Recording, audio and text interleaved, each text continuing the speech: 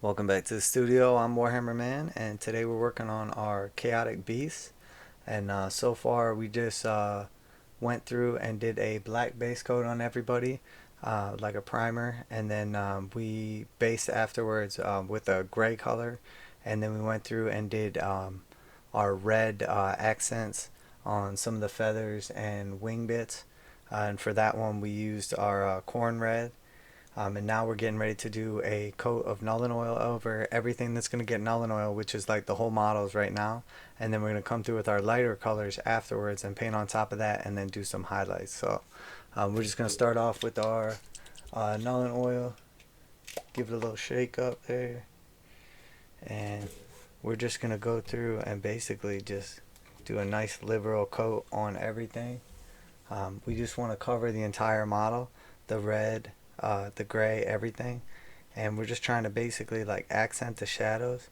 We don't need it to be like ridiculously thick, but we want to make sure that we cover everything evenly. So we get like the darkness down in the recesses, and then we'll just pull away anything where we get like too much of it. And then all of our colors that we add on later are going to be like our lighter colors. So when we do like the washes over them, they'll be able to like lighten up the model. So we're essentially going to start off by making it darker, and then we're going to bring it back up lighter. So we'll add some other washes later to some of the other colors, but some of these colors in the end will be like the final colors that you'll see on the model. So we're just going to go through and like I said, just get a nice coating of this, nice even coat on everything. Make sure that you're really getting it down in the recesses, and that you're getting it like evenly throughout. And it's going to want to pool up based on like gravity and everything, like how you're holding it. So it's important that you kind of turn it around and see where there's pools, see where it's like too thick or too thin, or if there's any spots you missed, because you do want to make sure that you get a nice coat in the beginning with this. You don't want to have to come back later and try to be color matching different areas because you weren't thorough right now.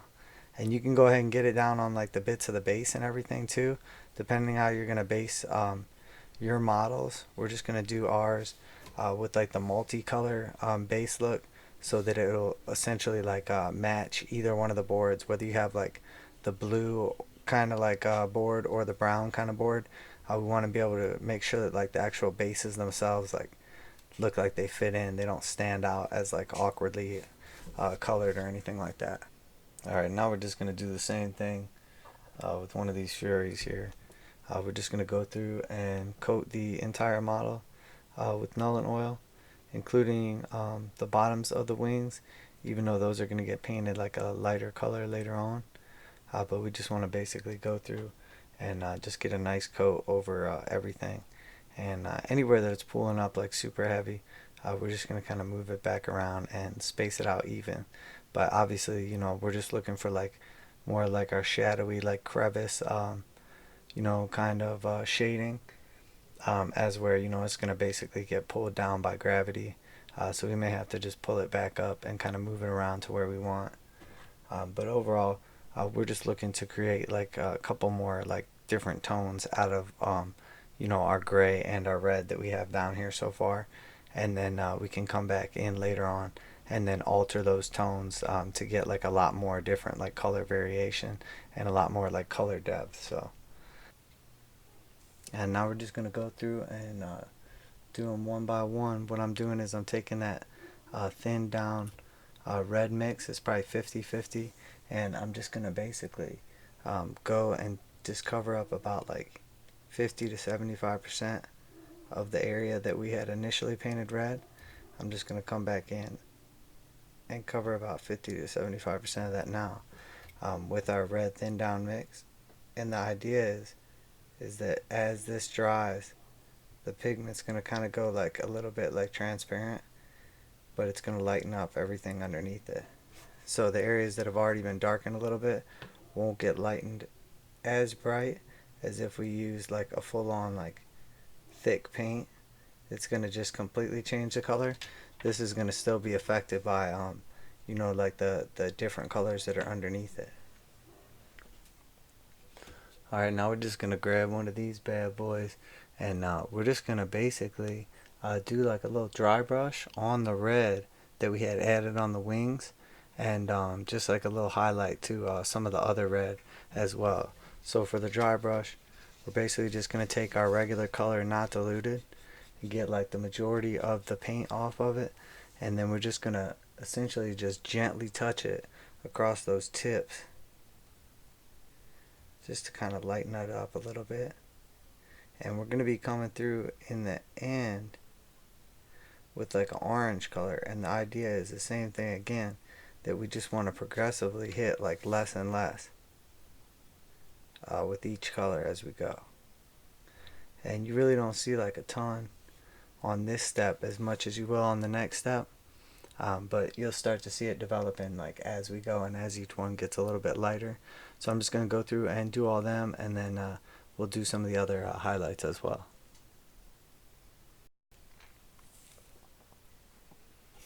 Alright, so now that we got like a little highlight going on the wings, just to kind of lighten them up a little bit, we're just going to go through with our like kind of watered down mix, and we're just going to sort of do the same thing we did on the wings, right on the little Raptoryx, like little face area right here.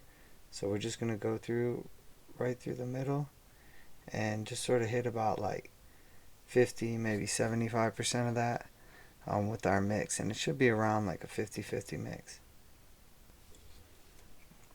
And basically just using it to get a little extra highlight on all those little raised edges there. And we're just going to go through and do them all like that. And then we're also going to go with that same mix right along that little back strap right there where we painted that originally. We're just going to basically run from the shoulders like just down the back. And we're going to end up hitting those little bone spikes that are coming out with our brown. So it's okay if you get a little bit of the red on here when you're doing it. And then we're going to bring it down most of the way to the tail, but not all the way to the tip. And there we go. Once we get them all highlighted like that, we'll come back and show you the next step. Alright, so now we're just going to take our Celestra gray and do just a little bit of a dry brush on this guy's face here for the Furies. We just want to bring like a little bit of extra detail out and like a little bit of extra brightness to the face. So we're just going to kind of hit around that area, and then we're actually going to be coming in and painting like the horns a different color, but we're going to paint all this part down here, like his little like hair, beard, whatever you want to call it. We're going to go ahead and paint that as well, but essentially we're just trying to brighten this area up, so when you first like look at the model, you're going to see you know, that face is going to grab your attention. So we're going to go through and just do that for each of the Furies, and then after that we'll come back with part 2 and we'll start on painting our horns. So now we've given all the Furies a nice little dry brush on their face with that Celestra gray, and now we're going to go through and we're just going to take our Rakarth flesh, and we're just going to go through and essentially just paint our horns now. And we're just going to use one just water it down a little bit, and we're just going to go over all of our horns and bone that we have visible here, the small horns on top as well as the large ones here. And then if you want to go through and do like the little horns, little stuff like that as well, maybe you know, his fingernails, depending on how much detail you want to do, you just kind of go through and pick out all that stuff. So we're going to go ahead and do that on all of them. Alright, and now we're just going to take our Rakarth flesh and just do the same thing on the Raptoryx. Pick out our bone spots, like those little spikes right there. Just going to get those, and then we've got like the tail, and it's got like a couple barbs coming out of that, so we'll pick up all that stuff. And then if you want to do the ones on the back, you can, or like the nails and you know, all the other like bone down here. You can basically just pick out whatever you want, maybe even these things around his head, whatever you think looks good.